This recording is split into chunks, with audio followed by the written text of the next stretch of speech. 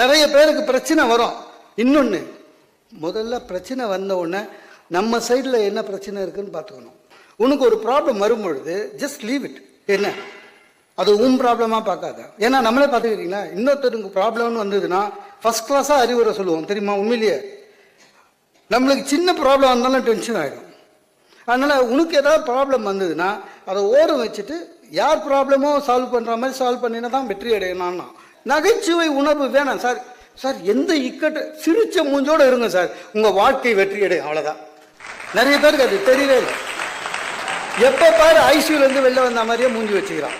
ஏன் இல்லை, எனக்கு தெரிஞ்சு இன்னைய வரை லெவலில் இந்தியாவில் மகிழ்ச்சியாக எப்பவுமே இருக்குது சாமியாருங்க மட்டும்தான். எத்தனை கேஸ் போடுங்க, சிச்சா மாதிரியே இருக்கிறானுங்க சார். அன்னைக்கு ஒரு சாமியார் கோர்ட்டுக்கு வரான், கேஸு சிரிச்சா மாதிரியே வரான். வந்துங்க ஜட்ஜை பார்த்து மங்களம் உண்டாகட்டும். ஜட்ஜி கேஸ் கட்ட பார்த்துட்டு சொன்னாரு, சாமி உங்க மேல கேஸே அதுதான், மங்களம் உண்டாயிட்டாங்களான்னு. ஜாமீன் வாங்கிட்டு சென்று வருகிறேன்னு திரும்பி என் கைக்கு தூக்குறான். ஜட்ஜுக்கு முடியல. சாமி உங்களுக்கு தெரியாதது இல்லை, இந்த போலீஸ் ஸ்டேஷன் சுடுகாடு இங்கெல்லாம் போனால் போயிட்டு வரேன்னு சொல்லக்கூடாது, உங்களுக்கு தெரியாதா? அதுக்கு அவன் சொல்கிறான், உங்களுக்கு தான் என்ன தெரியல, 17 கேஸு வந்து போகிற இடம் தான். மகிழ்ச்சியாக இருங்க சார், மகிழ்ச்சியாக இருங்க சார். ஒன்றும் இல்லைங்க, இப்போ ஒரு பேங்க் உள்ள போங்களேன், 4 கவுண்டர் இருக்குது. சிரிச்சா மஞ்சி ஒரு கிளர்க்கு இருக்கான் வச்சுங்களேன். எல்லா கிளைண்ட்டும் கஸ்டமர் அங்கே தான் போவான், சிரிச்சு மூஞ்சோடு இருக்கிறவங்ககிட்ட. ஏன்னா பார்த்தாலே பிடிக்குது.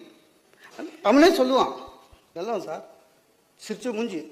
விசாரிச்சு பார்த்தா அவன் தான் பெரிய திருடனாக இருப்பான், அது வேற விஷயம். ஆனால் சிரிச்ச மூஞ்சி சார், உண்மையிலேயே சிரிக்கணும். நம்மளுக்கு அது வரவே மாட்டுது. சாதாரணமாக யாருமே சிரிக்க மாட்டோம், மகிழ்ச்சியாக இருக்கிறத வெளிக்காட்ட மாட்டோம். ரொம்ப கஷ்டமாக இருக்குது.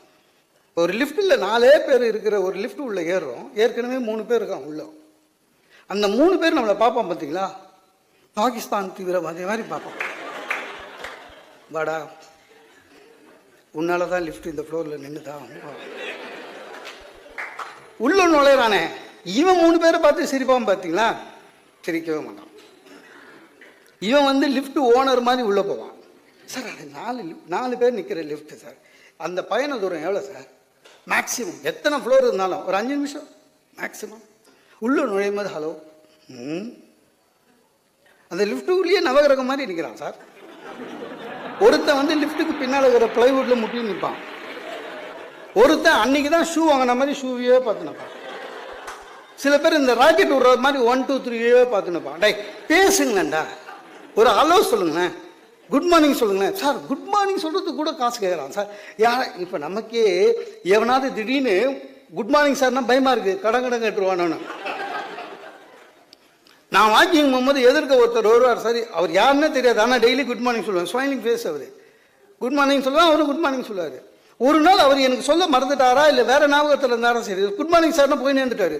மாறாட்சிச்சு எனக்கு, நம்மளை பற்றி எவனோ போட்டு கொடுத்துட்டானோ, டெய்லி குட் மார்னிங் டென்ஷனாக வரும். அந்த குணமே போயிடுச்சுங்க. சிரிச்சு சார் ஒன்றும் இல்லை, எந்த பிரச்சனையாக இருந்தாலும் நீங்கள் நகைச்சுவை உணர்வோடு இருந்தீங்கன்னா எதிரால சண்டையிலேயே நகைச்சுவை உணர்வு வந்துடும் சார். இருந்ததுன்னா தப்பிச்சிடலாம் சார்.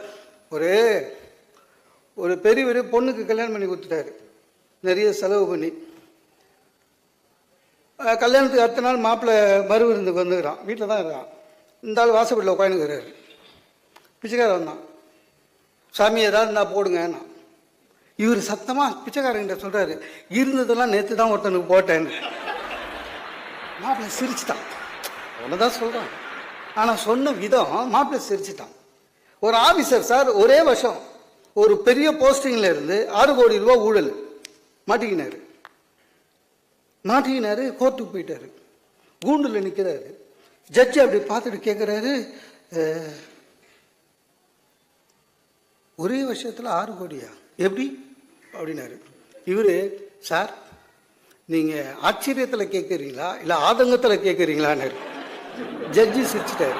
ஆக நகைச்சுவை சார், மகாத்மா காந்தியை எல்லாருமே சீரியஸ் மேன் நினைக்கிறோம், இல்லை தலை சிறந்த நகைச்சுவையாளர். அவர் சொல்கிறாரு, நகைச்சுவை உணர்வு மட்டும் எனக்கு இல்லை என்றால் நான் எப்பொழுதோ தற்கொலை செய்து கொண்டிருப்பேன்னு.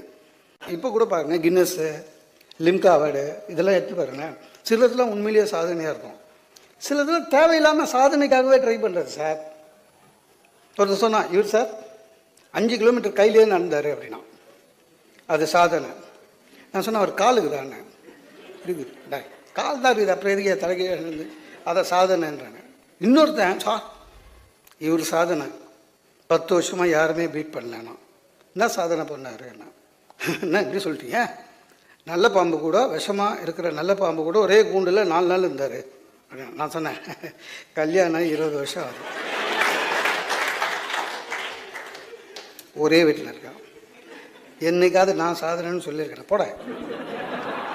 ஒரு அம்மா சர்ச்சுக்கு போய் ஃபாதர்கிட்ட சொல்லிச்சு, ஃபாதர் எங்கள் வீட்டுக்கு வாங்கன்னு. ஏன் அப்படின்னா, எங்கள் ஹஸ்பண்டு 6 மாதமாக கெட்டு குடிச்சவர் ஆகிட்டார், காலையில் வந்து குடிக்கிறார், வேலைக்கு போகிறதில்ல.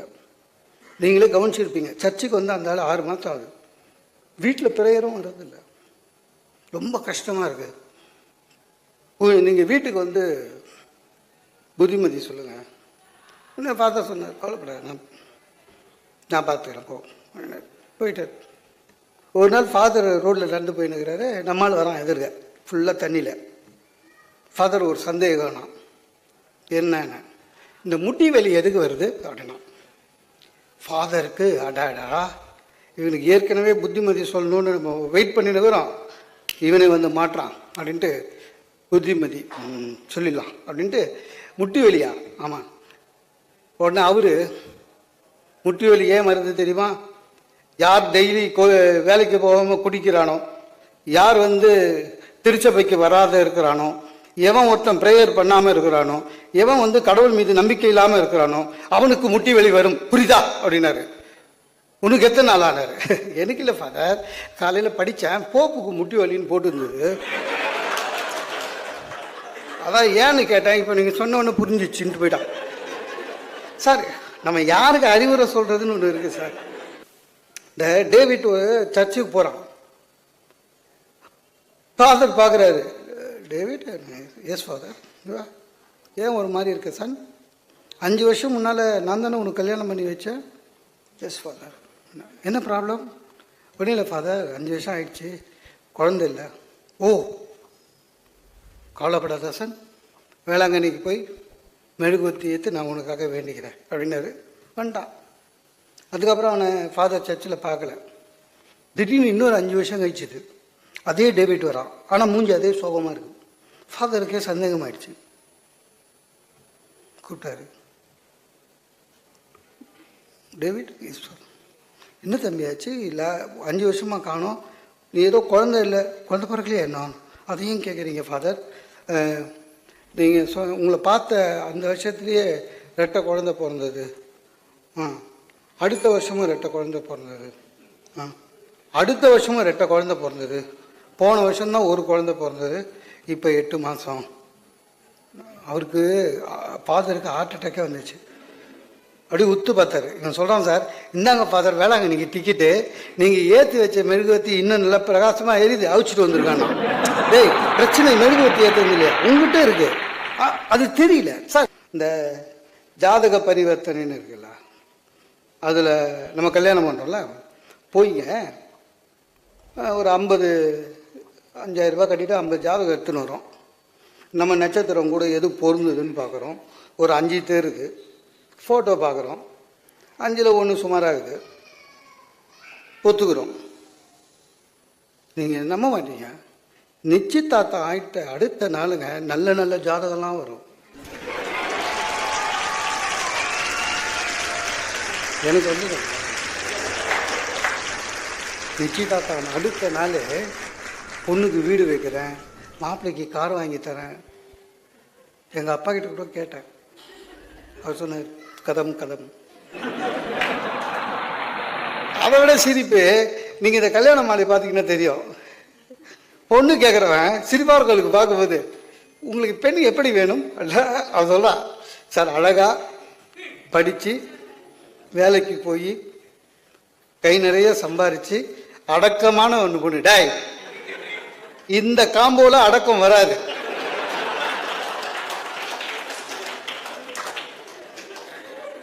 அலைச்சலுக்கு ஒரு அர்த்தம் இருக்கு.